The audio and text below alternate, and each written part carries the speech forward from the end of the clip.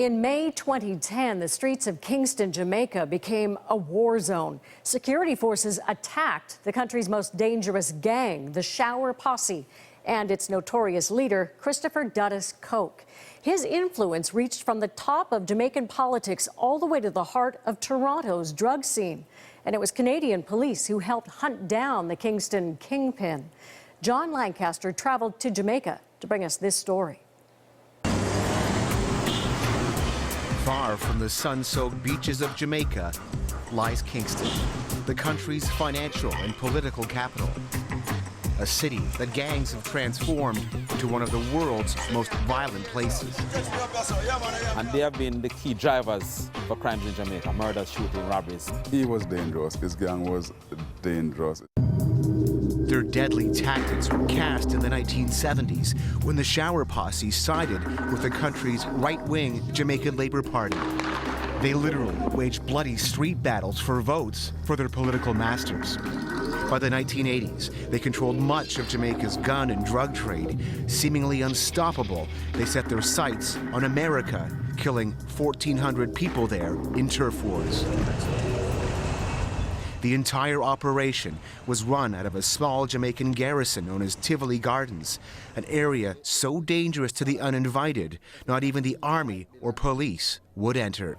This is the heart of Tivoli Gardens in West Kingston. It's where Christopher Coke and the Shower Posse ruled with an iron fist, but it's also where it all ended for them.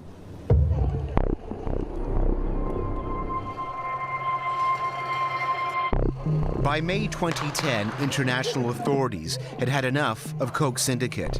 Kingston was placed under a state of emergency as police went searching for Coke. Coke supporters killed 2 officers and burnt a police station to the ground. In turn, Jamaican security forces smashed through Tivoli's barricades. They had an American extradition warrant and pushed deep into the garrison. But Tivoli wasn't the only battle being waged. At the same time, heavily armed police in Canada were fighting the Posse in our own backyards. In Toronto, a series of raids was underway. The Shower Posse was believed responsible for dozens of murders dating back to 1991. By 2010, they had risen to the ranks of Dons, controlling the supply of guns and cocaine to many of the city's street gangs. They had become so elusive, some questioned whether they existed at all. For anybody who says the Shower Posse is a figment of the police's imagination, what do you say to that? It exists. Toronto police detective Doug Backus spent 5 years waiting, watching, and listening to the Posse's communications. Wiretaps revealed the Toronto associates had been keeping a close eye on what was happening to their leader and his turf. Well, they certainly talked about Christopher Coke's extradition. They talked about Tivoli Gardens, how Tivoli Gardens would be a disaster should they try to extradite Christopher Coke, how the 14 parishes surrounding the area would come together and fight to prevent that. In all, 13 high-ranking Shower Posse associates were collared and dozens of street-level gangsters. Back in Tivoli, what went down was described by residents as a massacre. The army took over this now. The army took over the whole community center. Nobody couldn't go. They mash up everything in there and take it over. Wayne Francis is a community leader who showed us the battle scars that remain from the incursion. Heavy caliber gunfire pits many of the buildings. 30 or 40 more heavy artillery rounds. Yes, man. Heavy caliber. 73 people died here, including children and an American visiting his grandmother. And they took her grandson from her, take him back upstairs, kill him, wrap him up in the sheet and dry him downstairs in front of her eyes. She can't recover up to now.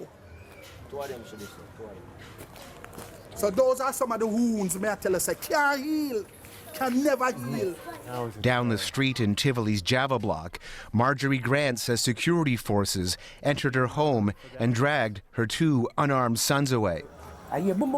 They were shot seconds later. Come and look, I see 17-year-old man laid on there, so die. He's dead? Yeah, he's dead. So was her 20-year-old. Her neighbors saw it too. That's why I lost a brother, but there is a God, and I have my kids and I have to live, but I'm sorry for her. Many more people, some don't even find their dead, I don't know. You used to look like this before. Yeah. Marjorie Hines survived the incursion, but remains disfigured by a bomb that was dropped into Tivoli by security forces. Her husband was shot nearby, and like most of the dead, he was buried in Tivoli's Maypen Cemetery.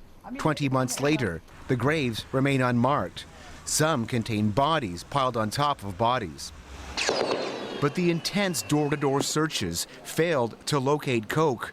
It was feared he may have slipped out of Jamaica again.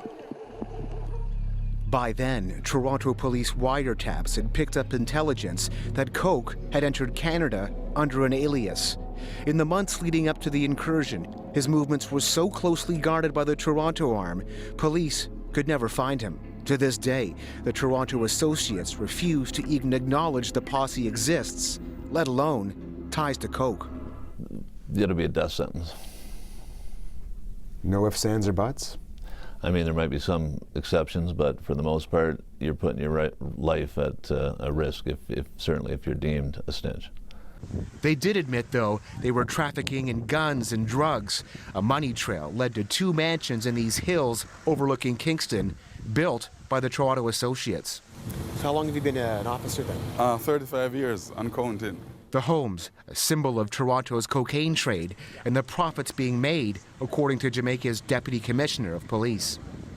Yes, he in fact had a franchise in Canada, and there were persons there who would have left Jamaica, would have gone to Canada, and then had to send back tribute payment to him. And the tribute payment came back in the form of cash or in the form of illegal guns. While the noose was seemingly tightening, Coke was still nowhere to be found. And we have put ourselves the sights. In Tivoli, Superintendent Terrence Ben's officers were getting closer. They had rounded up hundreds of suspected Shower Posse supporters. They made the Shower Posse's Tivoli headquarters their own. Then, after 30 days, Coke was finally arrested at a checkpoint. He hadn't left Jamaica. He had been hiding out, disguised in a woman's wig and glasses. The Americans quickly whisked him away to stand trial on conspiracy, drug, and gun charges he has since pleaded guilty to. The entire episode has affected me deeply. The bloody hunt for Coke forced Jamaica's then Prime Minister to resign in disgrace over his ties to the drug lord. In Tivoli, the man who showered residents with gifts and enemies with bullets is missed to this day, even by those who almost died because of him. I don't know if he's no bad man. I don't know if that. You understand me? Yeah, he's a nice man. Help the kids, help all people, everybody. He's a man for the whole world. It's a worldwide world for man, trust me. That one man's arrest has changed an entire country. Since Coke's capture, Jamaica's murder rate has plummeted 32%. And in Canada, those series of gang raids has put Toronto's murder rate at a 25-year low. And crippled both countries' most feared international gang. If it's alive, it's very dormant. We don't hear any activities that they are integral involved in. For now, anyway, Jamaicans can put some of their darkest days of violence behind them. John Lancaster, CBC News, Kingston, Jamaica.